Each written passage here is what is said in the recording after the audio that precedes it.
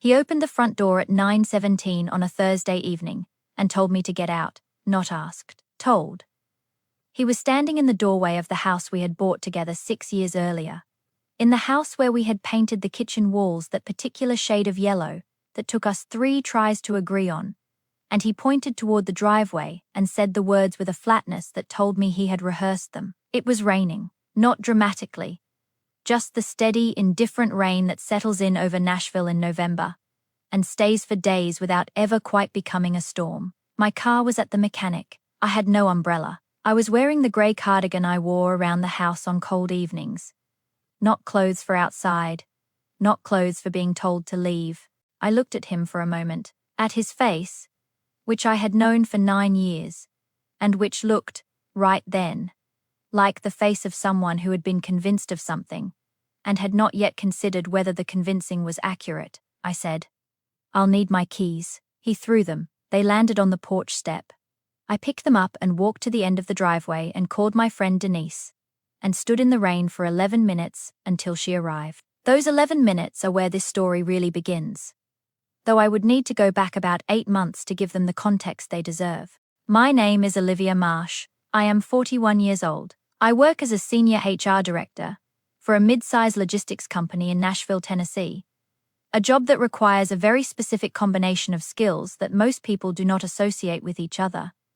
The ability to listen carefully, the ability to document precisely, and the ability to remain composed in rooms where other people are not. I handle terminations, investigations, grievances, and the particular kind of institutional conflict that arises when someone in a workplace has decided that their version of events is the only version that matters. I have been doing this for 14 years. The skill it has taught me most is this. When someone is telling you something that sounds plausible, but does not quite fit the facts you already have, do not argue with them. Write it down. Then find the facts that fill in the rest. We lived in Germantown, one of Nashville's older neighborhoods, wide streets, renovated bungalows, a farmer's market on Saturday mornings that we had started going to together early in our marriage, and had gradually stopped going to as the years accumulated and Saturdays became taken up with other things. Our house was on Fatherland Street, brick front, deep porch, the yellow kitchen we had argued pleasantly about for 3 weekends, before settling on a color that turned out to be exactly right. Marcus was 44. He owned a small commercial landscaping company, the kind of business that looks modest from outside, but is operationally complex, with equipment, employees, contracts, and seasonal cash flow that required constant management. He was good at it. He was methodical and practical, and had a gift for estimating what a job would actually cost, rather than what he hoped it would cost, which is rarer than it sounds in that industry. We had built a life that worked, not exciting in any cinematic sense, but solid. The kind of solid that you stop noticing after a while because it has simply always been there. The woman's name was Petra. She worked in the billing department of one of Marcus's largest commercial clients, a property management company that gave his business approximately 30% of its annual revenue. She was 36. I knew her name before any of this happened. The way you know the names of people your spouse mentions in the context of work. Marcus had mentioned her 3 or 4 times over the course of the previous year. Always in passing, always in the context of invoices or payment delays. She was efficient, he had said once. Good at keeping track of things. The first indication that something was not what it appeared to be came about 8 months before the rainy Thursday. I was going through the household filing cabinet, the physical one in the study, the one that holds insurance documents and car titles, and the kind of paperwork that accumulates in a marriage and needs to go somewhere. And I found, tucked behind the folder for the mortgage, a receipt I did not recognize. A restaurant in East Nashville. A Saturday evening 7 months prior. Dinner for 2. The amount was not extraordinary. The restaurant was not somewhere we had been. Marcus had told me that Saturday, he had been meeting a subcontractor about a job estimate. I looked at the receipt for a moment. Then I put it back where I found it, closed the filing cabinet, and went to make dinner. I did not say anything about it. I registered it the way an HR professional registers, a detail that does not yet fit a pattern. Something to hold, something to return to, something that might mean nothing and might mean something, but that you do not act on until you have more than one data point. On the kitchen windowsill, between a small terracotta pot of basil that I kept alive through sheer stubbornness, and a folded grocery list from last week that I had not yet thrown away. There was a front door key on a plain silver ring, a spare. It had been there since we moved in. I had put it there as a temporary measure, and it had simply stayed. The way temporary measures become permanent when no one makes a decision about them. I walked past it every morning while making coffee without ever quite seeing it. Confirmation came on a Monday morning in October, 8 months after the restaurant receipt, and it arrived the way important things often arrive. Not dramatically, not through some decisive confrontation, but through a small and ordinary accident. I had taken the day off work, nothing significant. I had accumulated leave, and my manager had suggested I use some of it. And I had chosen a Monday because Mondays were quieter. Marcus left for work at 6:30 as usual. I stayed in bed until 8, which was a luxury I rarely allowed myself. And then I came downstairs and made coffee and sat at the kitchen table with my laptop, intending to read through some professional development material I had been putting off. My phone was on the table. At 9:40, it buzzed with a message from a number I did not recognize. The message said, "I thought you should know what's being said about you." There was a screenshot attached. What documentation do I have? What documentation do I need? What is the sequence of events I can establish? What would I advise someone in my position to do if they came to me with this information? I picked my phone back up and texted back to the unknown number. "Thank you. Can I ask how you got this?" The response came 2 minutes later. "I work with Gail. I don't know you, but I know lies when I read them. I thought someone should tell you." I thanked her. I asked if she would be willing to save the screenshot. She said she already had. I poured my coffee. I opened a new document on my laptop, and I started writing. Marcus came home that evening at 6:15 and said the day had been long and asked what was for dinner. And I told him I had made soup, and we ate soup at the kitchen table and talked about a contract he was bidding on and a problem with one of his trucks. And the whole evening was entirely ordinary, and I sat across from him and looked at his face and thought about what Petra had apparently told him. And I said nothing at all. I was not ready yet. What I did over the following 6 weeks was not from the outside very visible. I went to work, I came home, I made dinner, and went to bed and got up and did it again. Marcus and I moved through the house in our usual way. Not warmly, which had not been our recent pattern, and not coldly either. Just the ordinary way of two people who have been married long enough that the daily logistics of coexistence have become their primary mode of communication. On the inside, I was building a case. I want to say something about this before I describe what I actually did, because I think the impulse to document rather than confront is one that gets misread as coldness, as calculation, as something adversarial. It was not that, or not only that. The truth is that I had spent 14 years watching what happened to people who reacted before they were ready, who confronted without documentation, who made accusations without evidence, who trusted that their version of the truth would be self-evidently true to anyone who heard it. That is not how it works. Not in workplaces, and not in marriages, and not in rooms where someone has already been working for months to establish a counter-narrative. If Petra had been telling Marcus these things for some period of time, then Marcus had a story in his head, and the story had been there long enough to become real to him. And I was not going to be able to dislodge it by appearing in the kitchen one evening and saying she's lying. I needed something more durable than my word against hers. The text messages were first. The unknown woman. Her name was Tanya.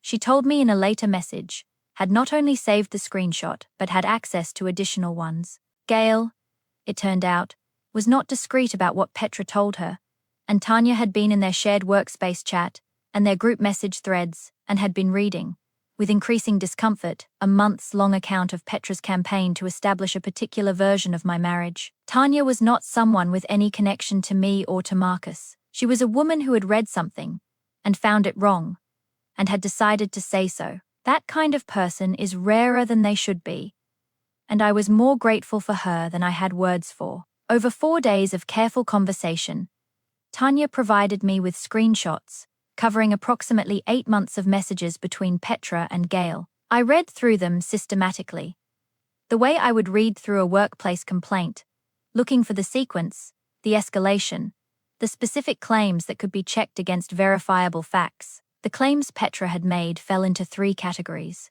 The first were things that were simply untrue, and that I had documentation to disprove. She had told Marcus I had missed his company's 5th anniversary event, which she described as a deliberate snub. I had been in a required HR certification course that weekend, which was on my work calendar, confirmed by my employer, and had generated a certificate of completion dated that same weekend. The second category were things that were true, but had been reframed to mean something they did not mean. She had told Marcus that I had reduced my hours at work last spring, which was true, but she had framed it as evidence that I was planning to leave him and establish a separate financial life. The actual reason I had reduced my hours was a project restructure at my company that affected my entire department, which was documented in the company's organizational announcement from that period. The third category were things that were neither true nor false in any verifiable sense, but were designed to plant specific doubts that I had seemed distracted and secretive at a family dinner Petra had apparently attended, that I had been curt with Marcus in front of colleagues at a company event. I wrote all of this down in a new notebook I bought, specifically for this purpose, a plain composition notebook college ruled, the kind that costs $2 and looks like nothing. I dated every entry. I noted the source of each claim and the evidence that addressed it. My colleague and closest friend at work, a woman named Denise, who had been in HR longer than I had and who had a gift for seeing the structure of a situation very quickly, came to my house on a Saturday 3 weeks into the investigation. I had not told her what was happening. I had told her only that I needed to talk through a complicated situation and that I needed her to think with me rather than comfort me. She sat at the kitchen table and I spread out what I had. The screenshots, the notebook, the documents I had pulled together. She read through everything without speaking for a long time. When she finished, she looked at me across the table. She said, "Olivia, this is a disinformation campaign. This is not a jealous woman making up stories. This is someone who sat down and thought about what would be most believable, and then built it piece by piece over months. The things that are unprovable are designed to be unprovable. The things that are verifiable have just enough truth in them to make the false parts land." I said I had come to the same conclusion. She said, "What does Marcus actually believe?" I told her I did not know exactly, that he had been distant for several months in a way I had attributed to work stress, that I had not known there was a specific story being fed to him until Tanya's message arrived. Denise was quiet for a moment. Then she said, "Here is the thing about disinformation. It works best in the dark. The moment it has to stand next to actual documentation, it loses most of its power. The question is whether Marcus is willing to look at the documentation." I said I was going to find out. "Before I tell you what I found next, tell me, what time is it where you are right now? Where are you watching from?" I'm always surprised how far these stories travel. What I found in the week after that Saturday conversation was the piece that changed the shape of everything. I had been going through our shared financial accounts, something I did routinely as part of managing the household, and I found 3 charges I did not recognize on a credit card Marcus held in his name that I had access to for household purposes. The charges were to a storage facility on the eastern edge of Nashville, spaced 2 months apart over the past 6 months. Marcus had not mentioned renting a storage unit. We did not have anything in storage. We had talked about renting a unit for some equipment from his business 2 years ago, and had decided against it. I did not say anything. I wrote down the address of the facility and the account number on the charges. 2 days later, I found the unit. The facility allowed me to look up active rentals by the primary account holder's name, a standard feature for account management purposes. The unit was registered to Marcus. I could not access it without his key or code, but I could see that it existed, that it had been active for 7 months, and that the billing address on the account was not our home address. It was Petra's address. A storage unit registered in Marcus's name, billed to Petra's address, opened 7 months ago. Never mentioned. I wrote it all down. I added it to the notebook. I sat for a while at the kitchen table after I found it. In the house with the yellow kitchen and the spare key on the windowsill, and 9 years of my life inside it. And I thought about what I was looking at and what it meant. The spare key on the windowsill caught the afternoon light in a particular way that day, just the light glinting off the plain silver ring. Nothing significant, just a key on a windowsill. I looked at it for a moment without thinking anything in particular. Then I went back to the notebook and kept working. By the end of those 6 weeks, I had the text message screenshots spanning 8 months. My own documentation addressing each verifiable claim. The company organizational announcement explaining my reduced hours. The certification course records, the storage facility discovery, and a typed summary of the complete sequence of events organized by date. I had everything. The question now was who to bring it to first. Chapter 5. I called an employment attorney first. Not a family law attorney. A decision that surprised Denise when I told her, but that I had thought through carefully. The reason was this. What Petra had done was not only a personal betrayal. She worked for a company that was Marcus's primary client. She had used that professional relationship as a vehicle for a months-long campaign of what I could only describe as targeted defamation. False statements made deliberately, with the apparent intent to damage my marriage, and by extension my husband's trust in me, that had potential legal dimensions that went beyond divorce proceedings. And I wanted to understand them before I did anything else. The attorney I consulted was a woman named Margot Kessler, whose practice covered employment law and civil claims. Not because he was gullible, but because the campaign had been constructed carefully enough to be plausible, and that I wanted him to see the documentation before any permanent decisions were made. Margot looked at the binder. She said, "The documentation is thorough. The storage facility piece is significant. It establishes that whatever was happening between your husband and this woman involved planning and concealment that went beyond a personal relationship." She paused. "I want to be honest with you. The documentation addresses the false claims. Doesn't guarantee how your husband will respond to seeing it." I said I understood that. She said, "Bring it to a family law attorney next. And bring it to Marcus before he does anything that can't be undone." I drove home from her office in the early afternoon. The day was cold and bright. The kind of November day in Nashville where the sky is entirely clear, and the light is sharp and thin, and makes everything look slightly more defined than usual. I came into the house and stood in the kitchen for a while, without taking my coat off.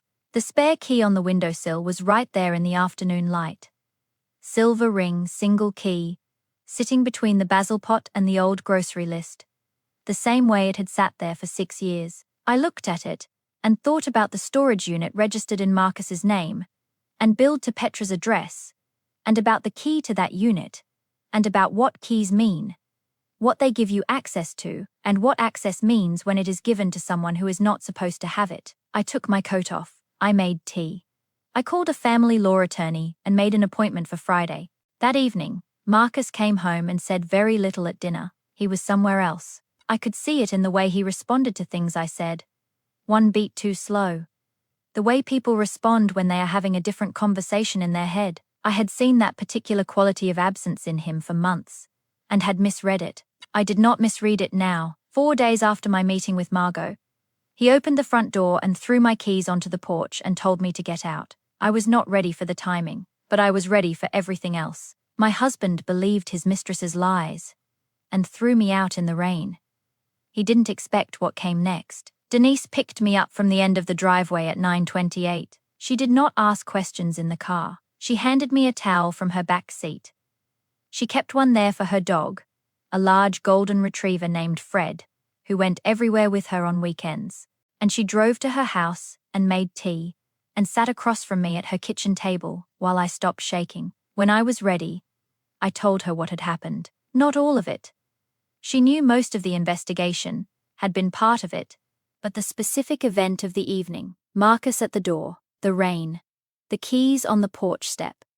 Denise listened without interrupting. When I finished, she said, "You have an appointment with the family law attorney tomorrow," I said. "Yes," she said. "Good. You stay here tonight." I slept in her guest room, in a bed with a blue quilt that smelled faintly of cedar.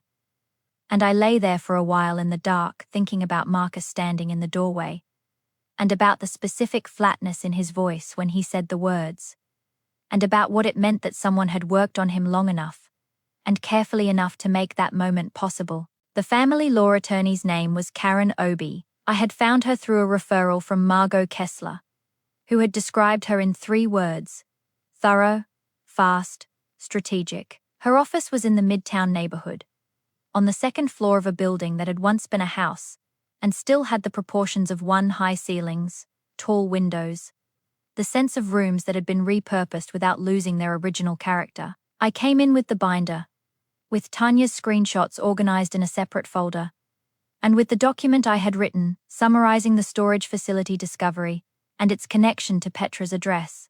Karen read through everything over the course of about 40 minutes, while I sat across from her and drank the coffee her assistant had brought without asking whether I wanted it. When she finished, she closed the binder and looked at me. She said, "How long ago did he throw you out?" I said. "Last night," she said.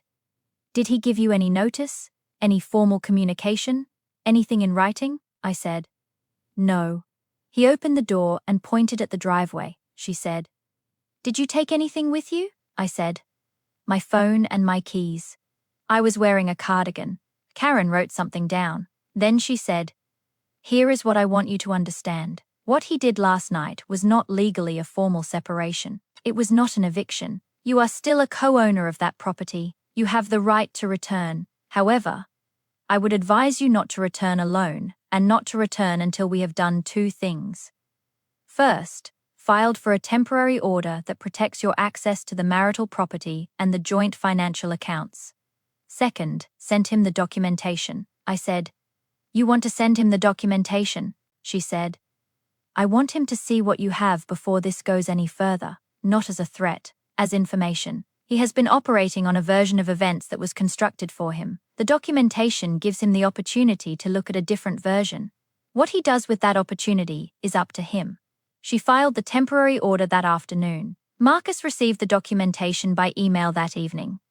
A cover letter from Karen explaining the nature of the enclosures, the full binder as attachments, and a request that he review the materials before taking any further action regarding the marital property or joint accounts. He did not respond that evening. He did not respond the following morning. On the 2nd morning, he called me. I was at Denise's kitchen table when the call came in. I let it ring twice before I answered. When I did, he was quiet for a moment on the other end of the line. And then he said, "I need you to come home."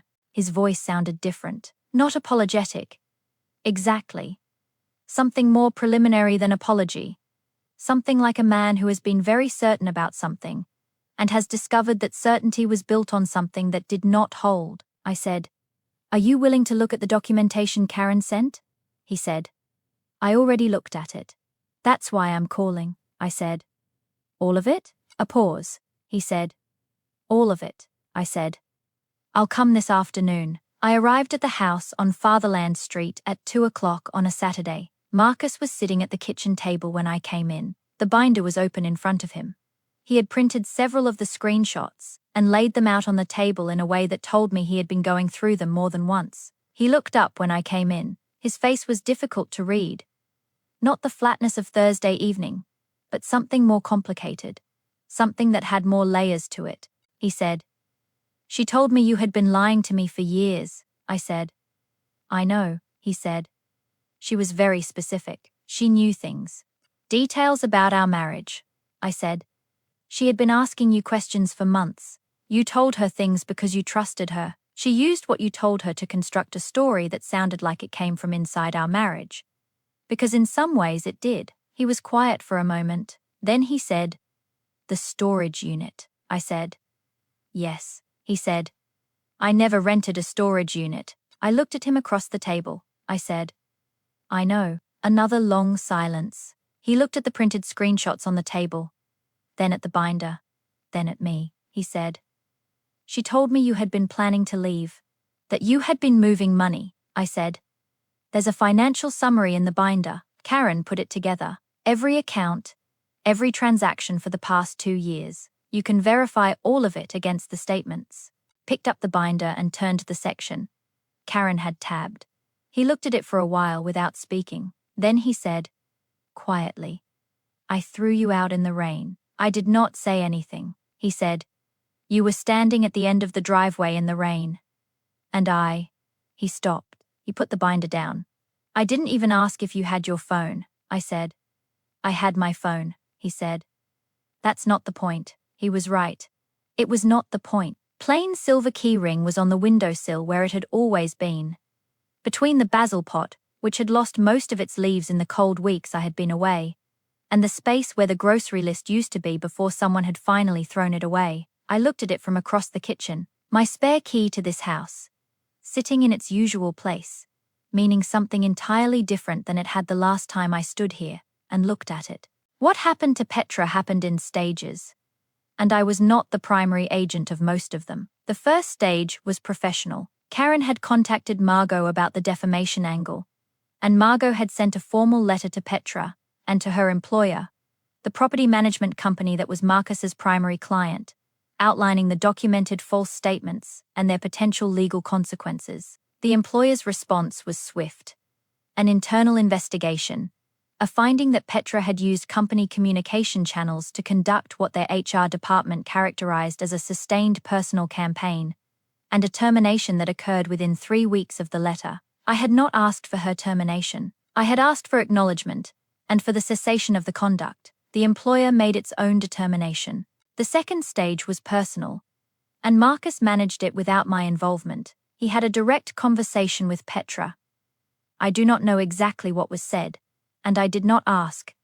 And afterward, the contact ended. He also had a conversation with the property management company about the future of the business relationship, which he characterized to me as necessary, and which resulted in a restructured contract that reduced the dependency on that single client from 30% to under 10% over the following year. That restructuring was hard for his business in the short term. He did it anyway. The third stage was the one I had not anticipated. Word traveled in the way that things travel in professional networks. And within 2 months, several people in Petra's circle, including Gail, who had been the primary recipient of the campaign, had reached out to me directly. Not all of them were apologetic. Some were simply confused, trying to reconcile the version of events they had heard with the documentation that had now been shared with them in various forms. A few were genuinely sorry. Gail called on a Tuesday evening in December, I answered, which surprised me as much as it apparently surprised her. She said, "I need to tell you something," I said. "All right," she said. I believed her. I believed everything she said. I shared those messages because she asked me to, and because I thought they were true. I said, "I know," she said. "I'm sorry, I know that might not mean very much. But I need you to know I didn't understand what I was participating in." I thought about that for a moment. Then I said, "I believe you. People who are being lied to skillfully don't usually know they're being lied to. That's what makes it work." She was quiet for a moment. Then she said, "How did you know where to start?" I said. I didn't confront, I documented. It's what I would tell anyone who came to me at work with a situation like this. Build the record. Let the record speak. She said, "Thank you for answering," I said. "Thank you for the call." After we hung up, I sat in the kitchen for a while. The basil on the windowsill had been replaced. I had bought a new plant the week I came back, smaller than the previous one, still a little tentative in the cold window light. The spare keyring was back in its usual place beside it. The kitchen was warm. Marcus was in the living room, and I could hear, faintly, the television. Ordinary sounds. The ordinary sounds of an ordinary evening in a house that had come very close to not being ours anymore. I did not feel triumphant sitting there. What I felt was something more like gratitude. For Tanya, who had seen something wrong and said so. For Denise, who had sat across from me at a kitchen table when I needed someone to think with. For Karen and Margot, who had been thorough and fast and strategic in exactly the ways that mattered. And for Marcus, who had been deceived, but who had been willing, when faced with the actual evidence, to look at it directly. That last part was not nothing. It would have been easier for him not to look. People choose not to look all the time. Marcus and I went to couples counseling for most of the following year. It was not comfortable. It required us to talk about things we had both been avoiding for longer than either of us had acknowledged. And some of those conversations were difficult in ways that had nothing to do with Petra and everything to do with us. That was, in some ways, the harder part. The easier part had been building the binder. The harder part was what came after. We did the harder part. That choice, made in a kitchen on a Saturday afternoon, with a binder open on the table, was one I did not take for granted afterward. About 11 months after the Saturday, I came back to the house on Fatherland Street, on an October morning that had the particular quality of early Tennessee autumn. Still warm, but with something underneath the warmth that told you the season was about to turn. I was in the kitchen making coffee before 6. Marcus had already left. He started earlier in the autumn, because the landscaping contracts required early mornings before the heat built up. And I had gotten used to the particular quality of the house in the early mornings, when it was mine alone for a couple of hours. Particular light in the kitchen at that time of day, the particular quiet. I was standing at the counter waiting for the coffee to finish, when I noticed the spare key on the windowsill. It had been there the entire time, through the Thursday evening in the rain, and the 2 nights at Denise's and the Saturday afternoon, with the binder on the table and the 11 months since. It was exactly where it had always been, between the basil pot and the wall, on the same plain silver ring, looking like the most ordinary and unremarkable object in the room. I picked it up. It was lighter than I expected, which was strange because it had not changed. I held it in my palm for a moment, and thought about what keys mean, what they give you access to, what access is worth, what it means to hold the key to something you came close to losing. Then I walked to the hook by the back door, the small row of hooks we had installed when we moved in for jackets and dog leashes, and things that needed a place to hang, and I hung the spare key there, not because it belonged there specifically, just because the windowsill felt like a temporary place now, and temporary things should become permanent or be moved, and I had finally decided to move it. The coffee finished. I poured a cup and sat at the kitchen table and looked at the yellow walls in the early morning light. The yellow had taken 3 tries to get right. I remembered the 3rd Saturday, US standing in the kitchen with paint samples taped to the wall, both of us tired and slightly irritated about how long it was taking, and then both of us suddenly agreeing at the same moment that the 3rd one was exactly right. That moment of simultaneous agreement, about something as small as a paint color, was one of the things I had thought about on the rainy Thursday evening while standing at the end of the driveway. Some things are worth a binder. Here is what I keep returning to. On ordinary mornings in a kitchen with yellow walls, when someone works carefully and deliberately to make the person you love doubt you, when they use what you have shared openly as the raw material for a story designed to replace you, how much of what follows is about them, and how much of it is about what was already there, already fragile, already waiting for someone to press on it. And what does it say about a person? About the person you chose and who chose you? That when the evidence finally arrived, they looked at it. I do not have clean answers. I am not sure the questions are supposed to have them. What I know is this. I did not win anything on the Thursday evening when Marcus stood in the doorway and pointed at the driveway. I was standing in the rain with my keys, and no coat, and no plan for where I was going. What I had was a binder. I have many more to share, and I would love to have you here for the next one. The conversation with Marcus that Saturday lasted almost 3 hours. We did not resolve everything in those 3 hours. We did not try to. What we did was go through the documentation together, piece by piece, with him asking questions and me answering them as plainly as I could. He asked about the certification course weekend. I showed him the certificate. He asked about the reduced hours. I showed him the company announcement. He asked about the storage unit. I showed him the billing records and the screenshot where Petra's address appeared as the billing contact. He was quiet for a long time after that last one.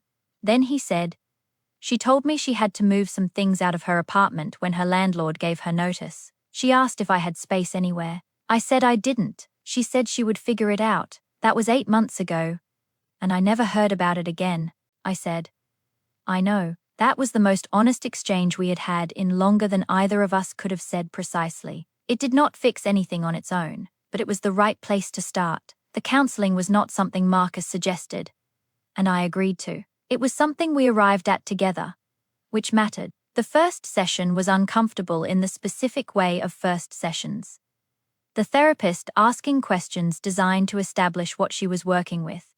both of us answering with the particular carefulness of people who are not yet sure how much to say in front of each other. By the third session, something had loosened. By the sixth, we were having conversations in that room that we had needed to have for years, and had not had conversations that had nothing to do with Petra, and everything to do with patterns we had each developed and called normal. Some of what we found in those conversations was difficult. Some of it was a relief. The difficult parts were mostly about the ways we had stopped communicating. The slow accumulation of things not said, of concerns absorbed rather than voiced, of the particular kind of silence that masquerades as keeping the peace. The relief was discovering that most of what we found was fixable, that underneath the patterns were two people who still wanted to be in the same kitchen. Denise came over for dinner in early January, the first time I had cooked for anyone since coming back. She brought wine and Fred the golden retriever, who immediately went to sleep under the kitchen table and stayed there for the entire meal. She looked around the kitchen when she came in. The yellow walls, the basil on the windowsill, the ordinary arrangement of a room she had been in many times before. And she said simply, "Good." Just that. Good. The way someone says it when they mean something more than the word itself contains. Marcus poured the wine, and we ate and talked about nothing significant and everything real. The way dinner with a good friend tends to go. And the evening was warm and easy and unremarkable, and I was grateful for every unremarkable minute of it. There are evenings that feel like proof of something. That one did. The following spring, Marcus restructured 2 more client contracts. Not because the business required it, but because he had learned something about dependency that went beyond the professional. You do not build something sound by relying on a single point that someone else controls. That lesson had cost him. He applied it carefully going forward. Tanya, who had sent that first message on a Monday morning, received a handwritten note from me in February. I did not have her address, so I sent it through Denise, who found a way to get it to her. The note said only, "Thank you for seeing something wrong and saying so. More people should do what you did." I never heard back from her, which was fine. Some things do not need a reply, they just need to be said.